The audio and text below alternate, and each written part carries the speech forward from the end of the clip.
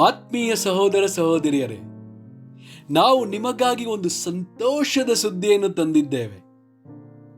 ಜನವರಿ 1ರಿಂದ 2025 ಸಂಪೂರ್ಣ ವರ್ಷಕ್ಕೆ 365 ಟಾಪಿಕ್ಸ್ಗಳನ್ನು ಹಂಚಿಕೊಳ್ಳುತ್ತೇವೆ.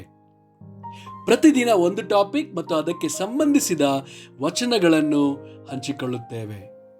ಇದನ್ನು ಕೇಳಿ ಧ್ಯಾನಿಸಿ ಆಶೀರ್ವಾದ ಹೊಂದಬೇಕೆಂದು ಪ್ರೋತ್ಸಾಹಿಸುತ್ತೇನೆ. ದಯವಿಟ್ಟು ಸಬ್ಸ್ಕ್ರೈಬ್ ಮಾಡಿ ನಿಮ್ಮ ಸ್ನೇಹಿತರೊಂದಿಗೆ ಹಂಚಿಕೊಳ್ಳಿ.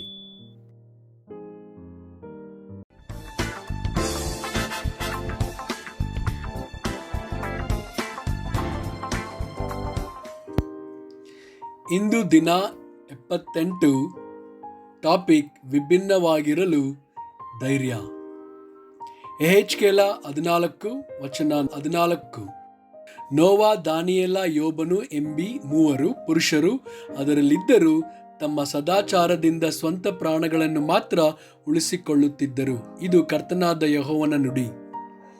ಆದಿಕಾಂಡ 6 ವಚನ 5-9. ಮನುಷ್ಯರ ಕೆಟ್ಟತನವು ಭೂಮಿಯ ಮೇಲೆ ಹೆಚ್ಚಾಗಿರುವುದನ್ನು, ಅವರು ಹೃದಯದಲ್ಲಿ ಯೋಚಿಸುವುದೆಲ್ಲವೂ ಯಾವಾಗಲೂ ಬರೀ ಕೆಟ್ಟದಾಗಿರುವುದನ್ನು ಯೆಹೋವನು ನೋಡಿ ತಾನು ಭೂಮಿಯ ಮೇಲೆ ಮನುಷ್ಯರನ್ನು ಉಂಟು ಮಾಡಿದ್ದಕ್ಕೆ ಪಶ್ಚಾತ್ತಾಪ ಪಟ್ಟು ತನ್ನ ಹೃದಯದಲ್ಲಿ ನೊಂದುಕೊಂಡನು.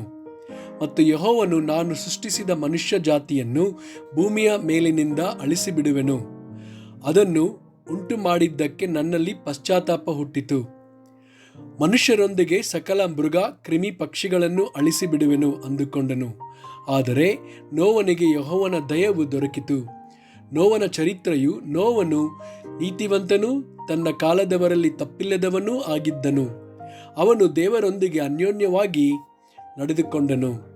ಯೋಬನು 1 ವಚನ 1-5. ಊಚ್ ದೇಶದಲ್ಲಿ ಯೋಬನೆಂಬ ಒಬ್ಬ ಮನುಷ್ಯನಿದ್ದನು.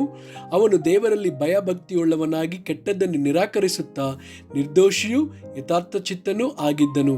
ಅವನಿಗೆ 7 ಮಂದಿ ಗಂಡು ಮಕ್ಕಳು 3 ಮಂದಿ ಹೆಣ್ಣು ಮಕ್ಕಳು ಇದ್ದರು. ಅವನಿಗೆ 7,000 ಕುರಿಗಳು, 3,000 ಒಂಟೆಗಳು, 500 ಜೋಡಿ ಎತ್ತುಗಳು, 500 ಹೆಣ್ಣು ಕತ್ತೆಗಳು, ಅನೇಕ ಸೇವಕರು ಇದ್ದುದರಿಂದ ಅವನು ಮೂಡಣ ದೇಶದವರಲ್ಲೆಲ್ಲ ಹೆಚ್ಚು ಸ್ವಾಸ್ಥ್ಯವುಳ್ಳವನಾಗಿದ್ದನು. ಅವನ ಕುಮಾರರು ಒಂದೊಂದು ದಿನ ಒಬ್ಬೊಬ್ಬನ ಮನೆಯಲ್ಲಿ ಔತಣವನ್ನು ನಡೆಸುತ್ತಾ ಆ ಭೋಜನಕ್ಕೆ ತಮ್ಮ 3 ಅಕ್ಕ ತಂಗಿಯರನ್ನು ಕರೆಕಳುಹಿಸುತ್ತಿದ್ದರು. ಔತಣ ಸರದಿ ತೀರಿದ ನಂತರ ಯೋಬನು ತನ್ನ ಮಕ್ಕಳು ಒಂದು ವೇಳೆ ಹೃದಯದಲ್ಲಿ ದೇವರನ್ನು ದೂಷಿಸಿ ಪಾಪ ಮಾಡಿರಬಹುದು ಎಂದು ಅವರನ್ನು ಕರೆಸಿ ಶುದ್ಧಿಪಡಿಸಿ ಬೆಳಿಗ್ಗೆ ಎದ್ದು ಅವರ ಸಂಖ್ಯೆಗೆ ತಕ್ಕಂತೆ ಹೋಮಗಳನ್ನು ಅರ್ಪಿಸುತ್ತಿದ್ದನು. ಹೀಗೆ ಯೋಬನು ಕ್ರಮವಾಗಿ ಮಾಡುತ್ತಿದ್ದನು.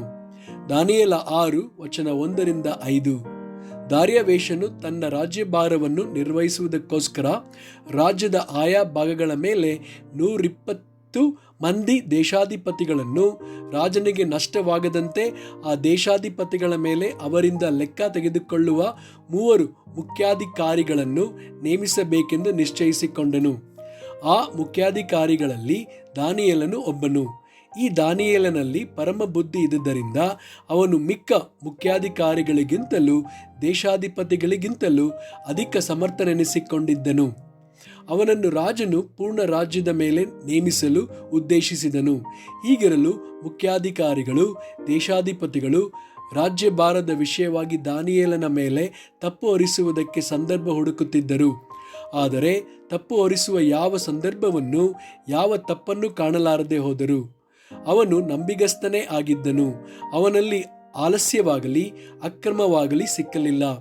ಆಗ ಆ ಮನುಷ್ಯರು ಈ ದಾನಿಯೇಲನ ಮೇಲೆ ತಪ್ಪು ಹೊರಿಸಲು ಇವನ ದೇವಧರ್ಮದ ಮೂಲಕವೇ ಹೊರತು ಇನ್ನಾವುದರಲ್ಲಿಯೂ ನಮಗೆ ಅವಕಾಶ ದೊರೆಯದು ಅಂದುಕೊಂಡರು.